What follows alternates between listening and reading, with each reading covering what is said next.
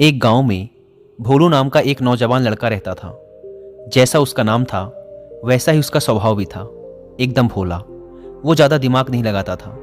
जैसा उसके घर वाले और लोग उसे बोल देते वैसा ही वो कर देता, और जो उसे लगता बिना सोचे समझे लोगों के सामने वही बोल देता।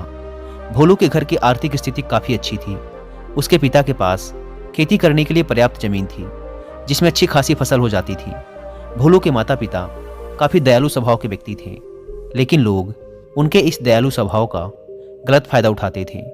गांव के लोग अक्सर अपनी मजबूरी सुनाकर उनसे अनाज और पैसे उधार मांग लेते, लेकिन लौटाते समय आनाकानी करते और तरह तरह के बहाने बनाते।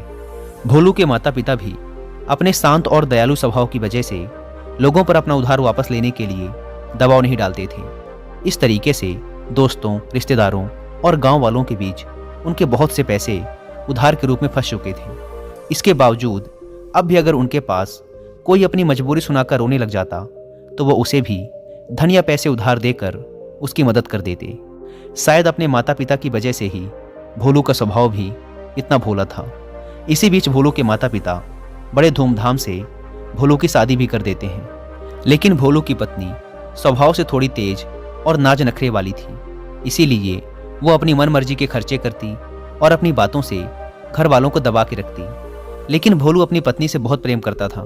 वो उसकी हर इच्छा पूरी करता और उससे अपनी सारी बातें साझा करता। इसी तरीके से कुछ साल बीत गए, लेकिन एक दिन अचानक भोलू के पिता की तबीयत खराब हो गई।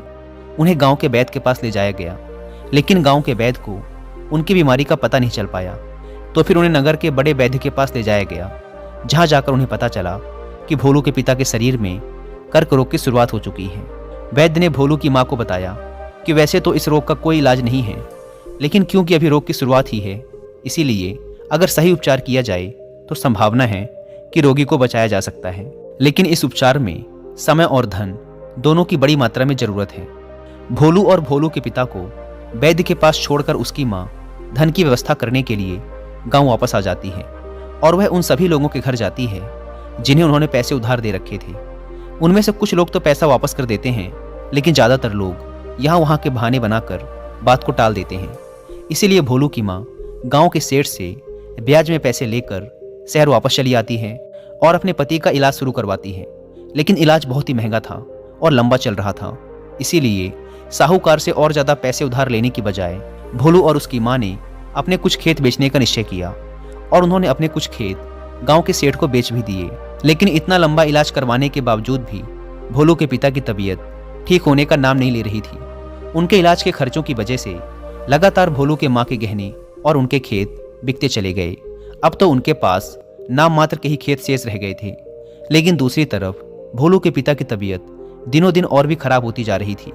एक दिन जब भोलू बाजार से कुछ सामान लेकर वैद्य जी के घर पहुंचा तो उसने देखा कि उसकी माँ उसके पिता का सर अपनी गोद में रखकर जोर जोर से रो रही है। भोलू के पिता इस दुनिया को छोड़कर जा चुके थे। उसके पिता की मौत के बाद उसकी माँ भी बहुत उदास और दुखी रहने लगी थी। साथ ही उनके परिवार में गरीबी का पहाड़ टूट पड़ा था, क्योंकि जो थोड़े बहुत खेत बचे भी थे उन्हें भोलू सही तरीके से संभाल नहीं पा रहा था। अब तक घर और खेत की सारी जिम्मेदारी उसके पिता ही संभाला करते थे। इसीलिए भोलू किसी भी काम को ठीक से नहीं कर पा रहा था। भोलू की पत्नी, जिसे मन मर्जी खर्चा करने की आदत थी, अब उसके फिजूल खर्चे भी बंद हो चुके थे। इसीलिए अब वो अपनी सास और भोलू से खुश नहीं थी। घर में रोज छोटी छोटी बातों पर झगड़ा कर लेती, लेकिन भोलू और उसकी माँ चुपचाप उसकी बातें सुन लेते। भोलू अपने साधारण स्वभाव की वजह से अपनी सारी कमजोरियों, पिछली गलतियों और सारी बेवकूफ़ियों के बारे में अपनी पत्नी को बता देता। बाद में पत्नी उसकी इन्हीं बेवकूफ़ियों के बारे में बोल बोल कर उसे ताने मारती, और कई बार तो अपने मायके वालों के सामने उसे जलील भी करती। भोलू को लगता था कि अगर वो अपने दोस्तों और रिश्तेदारों से अपनी मजबूरी और दुख के बारे में बात करेगा तो लोगों से उसे सहानुभूति और मदद मिलेगी। लेकिन लोग उसकी मजबूरी सुनकर उसके सामने तो उसे बेचारा कहते, लेकिन बाद में उसका मजाक उड़ाते कि कैसा बेवकूफ़ इंसान है, इसका बाप भी बेवकूफ़ था और ये भी बेवकूफ़ है, हम इसकी मदद कैसे कर दें, ये लल्लू इंसान हमारे पैसे वापस कैसे करेगा। इसी तरह से लोग उसकी पीठ पीछे उसके बारे में तरह तरह की बातें करते और उसका मजाक बनाते। लोग भोलू और उसकी माँ के सामने अच्छी अच्छी सलाह तो देते, लेकिन कोई भी असलियत में उसकी मदद करने के लिए सामने नहीं आता था। ऐसे ही एक दिन अचानक रात में भोलू की माँ के सीने में दर्द उठा और वो भी भगवान को प्यारी हो गई। इस घटना के बाद से भोलू बहुत ही उदास और परेशान रहने लगा। काम तो वो पहले से ही ठीक से नहीं कर पाता था, लेकिन अपनी माँ के जाने के बाद अब वो घर में ही उदास और दुखी होकर पड़ा रहता था। इस बात पर उसकी पत्नी उसे दिन भर ताने मारती और पड़ोसियों से उसकी बुराई करती। वह कहती, जैसे इसके माँ बाप निकम्मे और डरपोक थे, वैसा ही ये भी है। जब भोलू को पड़ोसियों के मुंह से अपनी पत्नी के द्वारा की गई उसकी बुराई के बारे में पता चलता तो उसे बहुत गुस्सा आता और गुस्से में वह भी अपनी पत्नी की पड़ोसियों से बुराई कर देता। उनकी इस आदत की वजह से पड़ोसी अपने सामने भोलू और उसकी पत्नी का मजाक बनाते और उन दोनों की एक दूसरे से चुगली भी करते, जिस वजह से भोलू और उसकी पत्नी के बीच झगड़े होने शुरू हो गए। एक दिन झगड़े के दौरान उसकी पत्नी घर छोड़कर अपने मायके चली गई और यह धमकी दे गई कि अब वह कभी वापस नहीं आएगी। पत्नी के जाने के बाद भोलू और भी अकेला पड़ गया और वह पूरे दिन दुखी होकर अपने भाग्य को कोसता रहता। कई बार तो उसे विचार आता कि अब आत्महत्या ही कर लेता हूँ, लेकिन फिर वह कुछ सोचकर रुक जाता। कुछ समय पहले तक जो लोग भोलू को अपना दोस्त, रिश्तेदार और पड़ोसी बताकर मीठी मीठी बातें करते और उसके पिता से सहायता मांगते थे, आज वही लोग भोलू का मजाक उड़ाते और उसे पागल कहते। अंदर से दुखी और पूरी तरह से टूट चुका भोलू बस किसी तरह से अपना जीवन काट रहा था। लेकिन एक दिन भोलू के गांव में एक बहुत ही प्रसिद्ध महात्मा आते हैं। जब भोलू को उन महात्मा के बारे में पता चलता है तो वह सीधे उनके पास जाता है और उनके चरणों में गिरकर रोने लगता है। महात्मा भोलू को उठाते हैं और उससे उसके इस असीम दुख का कारण पूछते हैं। तो भोलू अपने परिवार की सारी कहानी महात्मा जी को कह सुनाता है। भोलू की पूरी बात को ध्यान से सुनने के बाद महात्मा उससे कहते हैं, तुम्हारे परिवार की इस हालत का कारण कोई और नहीं बल्कि तुम्हारा और तुम्हारे माता पिता का हद से ज़्यादा सीधा होना और उन पारिवारिक बातों को दूसरों से बता देना है जिन बातों को कभी किसी से साझा नहीं करना चाहिए। तुम्हारे सीधे स्वभाव का इलाज तो लोगों के द्वारा दिए गए धोखों, तानों और तुम्हारी इस हालत ने कर ही दिया है। लेकिन आज मैं तुम्हें उन 7 बातों के बारे में बताऊंगा जिनके बारे में तुम्हें किसी से भी बात नहीं करनी चाहिए। भोलू पूरा ध्यान लगाकर महात्मा जी की बातें सुन रहा था। महात्मा जी ने कहना शुरू किया, पहली बात जो तुम्हें किसी से नहीं बतानी वो है तुम्हारे दुख और मजबूरी। ज़्यादातर लोगों के जीवन में छोटा सा दुख और मजबूरी आई नहीं कि वो इसका ढिंढोरा पीटना शुरू कर देते हैं। लेकिन क्या दूसरों को अपना दुख और मजबूरी बताने से हमें उस दुख से छुटकारा मिल जाता है? नहीं, बिल्कुल नहीं। बल्कि ऐसा करने से हम लोगों की नज़रों में एक कमज़ोर और मजबूर व्यक्ति साबित हो जाते हैं। ज़्यादातर लोग मदद तो करते नहीं, लेकिन हमारे पीठ पीछे हमारी इस मजबूरी का उपहास जरूर उड़ाते हैं। जरा सोचो, दूसरों से अपनी मजबूरी बताने का क्या कारण हो सकता है? या तो हम अपनी मजबूरी बताकर सामने वाले की सहानुभूति हासिल करना चाहते हैं, या फिर उससे किसी प्रकार की आर्थिक मदद चाहते हैं। लेकिन अगर किसी ने तुम्हारी मदद कर भी दी तो फिर वो बदले में तुमसे इससे भी बड़ी मदद की उम्मीद रखेगा, और अगर तुम उसकी मदद नहीं कर पाए तो फिर वो मन ही मन तुम्हें अपना दुश्मन मानने लगेगा। और अगर गलती से भी तुमने अपनी मजबूरी अपने दुश्मन को बता दी तो वो तुम्हारी इस मजबूरी का गलत फायदा भी उठा सकता है, क्योंकि वह समझ जाएगा कि इस समय तुम कमज़ोर और मजबूर हो और तुमसे बदला लेने का यही सही समय है। इसीलिए अपने दुख और मजबूरी किसी के भी साथ साझा मत करो और लोगों के स्वभाव को पढ़ना सीखो, क्योंकि अगर तुमने लोगों के स्वभाव और नियत को गहराई से समझना सीख लिया तो तुम खुद को बहुत सी मुसीबतों से बचा सकते हो। वैसे दोस्तों, किसी भी इंसान के असल स्वभाव और उसकी नियत के बारे में समझना काफ़ी आसान हो जाता है अगर हमें ह्यूमन बिहेवियर और ह्यूमन साइकोलॉजी के कुछ नियम और ट्रिक्स पता हों। और इंसानी फितरत के इन सारे नियमों के बारे में डिटेल से जानने के लिए आप एक बुक पढ़ सकते हैं जिसका नाम है read people like a book. अभी रिसेंटली ही मैंने भी इस बुक की हिंदी में बुक समरी सुनी है कुकू एफएम ऐप पर। जिनको नहीं पता, कुकू एफएम इंडिया का सबसे बड़ा ऑडियो बुक प्लेटफॉर्म है और लगभग पिछले 1.5 सालों से बुक खरीदकर पढ़ने की बजाय मैं सुबह सुबह एक्सरसाइज करने के साथ ही बुक्स को सुनना पसंद करता हूँ। वैसे तो कुकू एफएम पर आपको अलग अलग फील्ड की हजारों ऑडियो बुक सुनने को मिल जाएंगी, लेकिन मेरा फेवरेट टॉपिक है सेल्फ हेल्प, और यहाँ क्लिक करते ही आपको सेल्फ हेल्प कैटेगरी की हजारों किताबें सुनने को मिल जाएंगी, और वो भी अपनी मनपसंद लैंग्वेज में।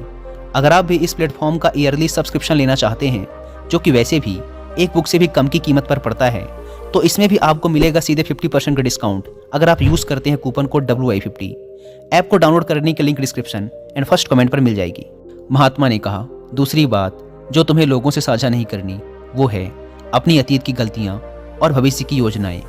अतीत में जो भी गलतियाँ हमसे हो चुकी हैं, फिर चाहे वो हमारी बेवकूफ़ी की वजह से हुई हों या फिर हमने जानबूझकर की हों, उन्हें किसी दूसरे व्यक्ति को नहीं बताना चाहिए, क्योंकि बताने से अतीत की गलतियां तो ठीक नहीं की जा सकती, लेकिन ऐसा करके हम लोगों की नज़रों में उपहास का पात्र जरूर बन जाते हैं। हमारी अतीत की गलतियां पता चलने के बाद लोग हमें शक की नज़र से देखना शुरू कर देते हैं और लोगों का हम पर भरोसा भी कम हो जाता है, और कई मौक़ों पर तो लोग हम पर भरोसा करना ही छोड़ देते हैं। भले ही अब हम वो इंसान ना रहे हों जो उस समय थे जब हमने वो गलती की थी, लेकिन लोग फिर भी हमें हमारी उस अतीत की गलती के साथ ही जोड़कर देखेंगे, और ये एक चीज़ समाज में हमारी छवि को खराब करती है और एक भरोसेमंद व्यक्ति का दर्जा हमसे छीन लेती है। दूसरी तरफ हमें अपने भविष्य की योजनाएं भी लोगों को नहीं बतानी चाहिए, क्योंकि ऐसा करने के दो बड़े नुकसान हैं। पहला, हर व्यक्ति के अंदर कहीं ना कहीं खुद को दूसरों से श्रेष्ठ साबित करने और अपनी तारीफ सुनने की चाहत होती है, और ये चाहत उनके अंदर बैठे अहम की वजह से होती है। तो लगभग हर व्यक्ति ही अपने अंदर के इस अहम की पूर्ति के लिए बड़े बड़े लक्ष्य बनाता है और फिर उन लक्ष्यों की पूर्ति के लिए योजनाएं। लेकिन जब वही व्यक्ति अपने लक्ष्य और योजनाएं लोगों को बताने लगता है, तो उसके बड़े बड़े लक्ष्य और योजनाओं के बारे में सुनकर लोग उसकी तारीफ करने लगते हैं, और अपनी इस झूठी तारीफ को सुनकर व्यक्ति के अहम को ठंडक मिलती है।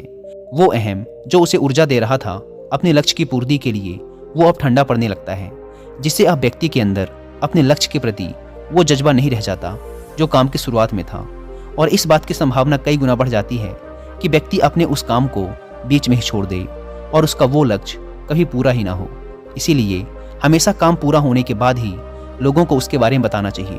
और वैसे भी उन लोगों को अपनी योजनाओं के बारे में बताने का कोई मतलब नहीं जो हमारी उस योजना का हिस्सा ही नहीं है। समय से पहले अपनी योजनाओं के बारे में बताने का दूसरा नुकसान ये भी है कि लोग हमारी उस योजना को पूरा ही नहीं होने देंगे, क्योंकि कोई भी नहीं चाहता कि दूसरा व्यक्ति उससे आगे निकल जाए। इसीलिए जब लोगों को तुम्हारे लक्ष्य और योजनाओं के बारे में पता चलेगा, तो वो तुम्हें पीछे खींचने की कोशिश करेंगे।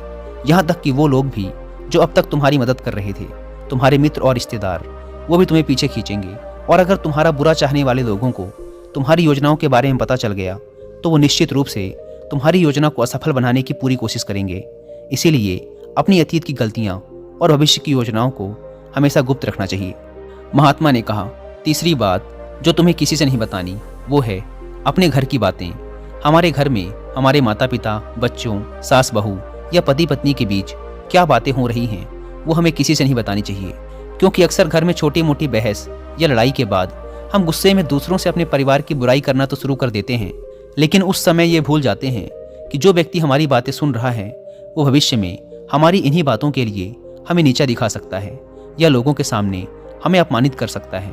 और वैसे भी जब हम लोगों के सामने अपने घर की बातें बताना शुरू कर देते हैं, तो लोगों को हमारे घरेलू मामलों में घुसने का मौका मिल जाता है, और वो ज़रूरत पड़ने पर हमारे इस घरेलू मनमुटाव का फ़ायदा भी उठा सकता है। इसके अलावा भी जब घर वालों को पता चलता है कि परिवार के किसी सदस्य ने उसकी बुराई की है, तो उसे बहुत बुरा लगता है, और इस बात को लेकर घर में और भी लड़ाई झगड़े शुरू हो जाते हैं। सास बहू और पति पत्नी के बीच अधिकतर झगड़े तो सिर्फ इसलिए होते हैं क्योंकि वो दोस्तों, रिश्तेदारों और पड़ोसियों से एक दूसरे की बुराई करते हैं। इसीलिए अगर हम अपने परिवार के सदस्यों की तारीफ नहीं कर सकते, तो किसी और से हमें उनकी बुराई भी नहीं करनी चाहिए। महात्मा ने आगे कहा, चौथी बात जो तुम्हें किसी से नहीं बतानी वो है अपनी कमजोरियां और अपनी ताकत। पहली बात तो ज़्यादातर लोगों को अपनी कमजोरी और ताकत के बारे में पता ही नहीं होता, और अगर तुम्हें अपनी कमजोरी और ताकत के बारे में पता है तो तुम सच में एक बहुत ही बुद्धिमान व्यक्ति हो। लेकिन दूसरों के सामने अपनी कमजोरी और ताकत के बारे में ना बताने के दो बड़े कारण हैं। पहला, कि अगर तुम्हारे दुश्मनों को तुम्हारी सबसे बड़ी ताकत के बारे में पता चल गया, तो अब वो तुम्हारी सबसे बड़ी ताकत नहीं रह जाएगी, क्योंकि तुम्हारे दुश्मन तुम्हारी उस ताकत का कोई ना कोई तोड़ निकाल ही लेंगे। और अगर तुम्हारी सबसे बड़ी कमजोरी भी लोगों के सामने उजागर हो गई, तो लोग अपनी बात मनवाने के लिए तुम्हारी उस कमजोरी पर ही प्रहार करेंगे, और तुम्हें मजबूर होकर हमेशा ही दबना पड़ेगा और सामने वाले की बात माननी पड़ेगी।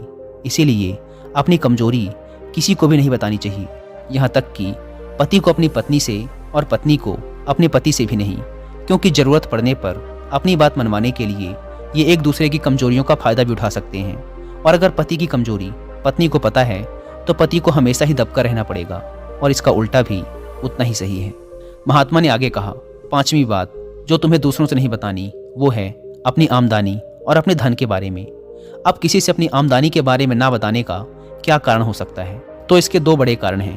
पहला, कि अगर हमारी आमदनी कम है और लोगों को इसके बारे में पता चल गया, तो वो ज़रूरत पड़ने पर कभी भी हमारी आर्थिक मदद नहीं करेंगे और हमसे दूर भागेंगे, क्योंकि समाज में एक गरीब व्यक्ति की आर्थिक मदद करने से हर व्यक्ति डरता है। उन्हें इस बात का डर होता है कि इसकी आमदनी तो इतनी कम है, ये पैसे वापस कैसे करेगा। और साथ ही हमारी आमदनी के बारे में जानकर लोग हमारी हैसियत का अनुमान भी लगा लेते हैं और फिर हमें उसी के अनुसार इज्जत भी देते हैं, और अगर आमदनी बहुत कम है तो हमारा उपहास भी उड़ाते हैं। लेकिन दूसरी तरफ अगर आपकी आमदनी ज़्यादा है और लोगों को इसके बारे में पता है, तो वो छोटी सी भी ज़रूरत पड़ने पर आपके पास ही आर्थिक मदद मांगने आएंगे। और अगर किसी कारणवश आपने उनकी मदद नहीं की तो वो सोचेंगे कि ये व्यक्ति हमारी मदद कर सकता था, लेकिन इसने जानबूझकर मदद नहीं की। तो इस तरीके से आपकी ज़्यादा आमदनी आपके दोस्तों और रिश्तेदारों के साथ आपके आपसी मनमुटाव और झगड़े का कारण बनेगी।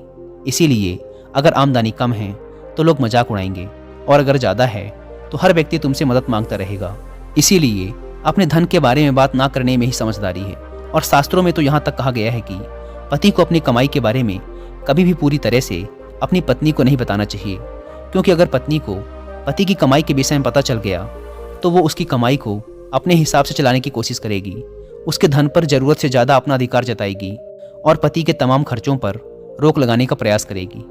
महात्मा ने भोलू से आगे कहा, छठी बात जो तुम्हें लोगों से नहीं बतानी वो है अपने अपमान के बारे में।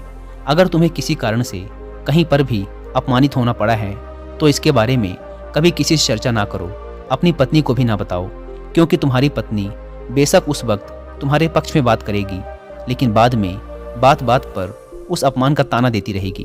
और अगर दूसरे लोगों को भी तुम्हारे उस अतीत में हुए अपमान के बारे में पता है तो वो कभी भी 4 लोगों के सामने तुम्हारे उस अपमान के बारे में बात करके तुम्हें जलील कर सकते हैं। महात्मा ने आगे कहा, 7वीं और अंतिम बात जो तुम्हें दूसरों से साझा नहीं करनी वो है अपने मित्र और अपने शत्रुओं के बारे में। हालांकि ज़्यादातर लोगों को इससे कोई मतलब नहीं होता कि हमारे मित्र और शत्रु कौन हैं, लेकिन इस जानकारी का गलत फ़ायदा वो लोग उठा सकते हैं जो हमारा बुरा चाहते हैं। अगर हमारे शत्रुओं को ये पता चल गया कि हमारे मित्र कौन हैं जो ज़रूरत पड़ने पर हमारा साथ दे सकते हैं, तो वो हमारे मित्रों के साथ अपने संबंध गहरे करके उन्हें हमसे दूर या हमारे खिलाफ कर सकते हैं। और अगर हमारे मित्रों को ये पता है कि हमारा सबसे बड़ा शत्रु कौन है, तो अगर आने वाले समय में किसी कारणवश हमारा वो मित्र हमारा शत्रु बन जाता है तो वो हमारे उस पुराने शत्रु के साथ मिलकर हमारा बड़ा नुकसान कर सकता है। इसीलिए अपने मित्र और शत्रुओं के बारे में हर जगह सबके सामने बखान नहीं करना चाहिए। इतना कहने के बाद महात्मा जी मौन होकर भोलू के चेहरे की तरफ देखने लगे। भोलू की आंखों में आंसू थे, पश्चाताप के आंसू। आज पहली बार उसे महसूस हुआ कि वो अपनी पत्नी, दोस्तों और गांव वालों को अपनी हर एक बात बताकर कितनी बड़ी गलती कर रहा है, और उसकी इसी नादानी की वजह से सब उसे बेवकूफ़ समझते हैं और उसकी पत्नी भी उसकी इज्जत नहीं करती और उसे छोड़कर जा चुकी है। लेकिन उस दिन महात्मा जी के सामने ही भोलू ने मन ही मन में यह निश्चय किया कि आज के बाद वो अपने राज किसी को नहीं बताएगा, अपना शोषण नहीं होने देगा और एक जिम्मेदार व गंभीर व्यक्ति बनने का पूरा प्रयास करेगा। दोस्तों, उम्मीद है कि आपको ये वीडियो ज़रूर पसंद आई होगी। और हाँ, कुकू FM पर read people like a book किताब की हिंदी में ऑडियो बुक समरी सुनना ना भूलें।